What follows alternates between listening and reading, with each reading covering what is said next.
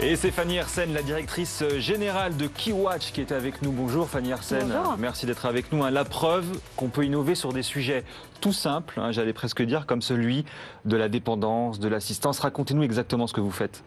Alors, Key-Watch est une société française et l'objectif était de rendre les caméras intelligentes dans le but de pouvoir maintenir les personnes en perte d'autonomie le plus longtemps possible à leur domicile et puis aussi d'avoir une solution complète pour soulager les aidants familiaux. Et parce que ce qui est intéressant, c'est qu'au départ, vous n'avez pas commencé à faire que des solutions pour les personnes dépendantes. C'était un système beaucoup plus global. Global à la fois pour de la bienveillance, pour être alerté quand ses enfants rentrent de l'école, pour aussi un système anti-intrusion. Mais le marché est venu vers nous sur la partie maintien à domicile, où il y avait des solutions existantes, mais on ne pouvait pas voir, on ne pouvait pas réagir de façon très rapide quand il se passait un incident. Et donc, du coup, on a créé des services spécifiques en effet pour le maintien à domicile. Sur les questions du maintien dépendance. Exactement. On sait aujourd'hui qu'en France, il y a 450 000 chutes de personnes âgées qui ont plus de 75 ans. C'est l'une des premières causes de décès accidentel chez les personnes âgées. Et donc l'objectif était de voir comment on pouvait rendre les caméras de surveillance intelligentes pour pouvoir envoyer des alertes, notamment en cas de détection de comportements inhabituels. Et c'est là où vous avez créé votre algorithme. Oui. Qu'est-ce qu'il va faire exactement? Il va être capable, alors, en gros, si j'ai bien compris, de détecter quand il y a une chute ou quand il y a une forme qui pue la même finalement, c'est ça l'idée? Alors il y a différents types d'alertes qu'on va pouvoir faire dans la solution et qui vont aussi pouvoir s'adapter, on va dire, à l'état de dépendance de la personne. D'accord. Je vais avoir des alertes qui vont être liées notamment à de l'inactivité. C'est-à-dire, on va pouvoir dire, maman généralement se lève tous les matins à 7h, il est 7h15, il n'y a aucune présence humaine qui a été détectée, aucun mouvement humain qui a été détecté.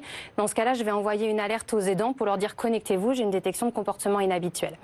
Je vais pouvoir le faire aussi, on va dire, sur de l'activité qui n'est pas normale. Je prends le cas par exemple d'une personne qui est plutôt alitée, qui est dans son lit. Si elle bouge, la caméra sait qu'elle a le droit de bouger à cet endroit-là. Par contre, si elle tombe et qu'une présence humaine est détectée à côté du lit, dans ce cas-là, la caméra enverra une alerte de la même façon pour dire attention, il y a peut-être un risque de chute. Exactement. On va avoir des alertes qui vont être des alertes sonores. Donc si la personne crie, dans ce cas-là, de la même façon, on envoie une alerte. Et la caméra va même pouvoir s'interfacer avec le détecteur de fumée.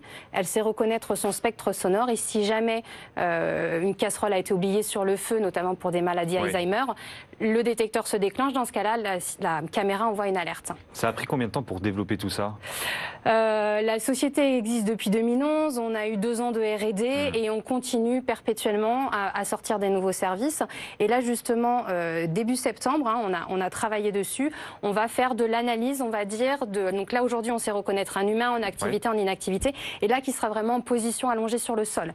C'est-à-dire que s'il est dans son lit allongé, pas de souci. Par contre, s'il y a un squelette et qu'il soit qu'on le voit entièrement ou même que la moitié, s'il est vraiment en position allongée sur le sol parce qu'il y a une recomposition d'une certaine façon. C'est-à-dire que la caméra et le back-office qu'il y a derrière va être capable de dire cette personne-là qui normalement doit être debout à une certaine hauteur allongée. Exactement. Là, elle est couchée au sol et donc c'est pas normal. Voilà. Et ce qui est important, c'est qu'on envoie l'alerte, mais on a surtout la vidéo. C'est-à-dire que souvent, quand une personne chute, elle n'est pas en capacité d'appuyer sur un bouton ou elle est désorientée. Et avec la caméra, j'ai un micro et un haut-parleur, c'est-à-dire que la personne va pouvoir rassurer.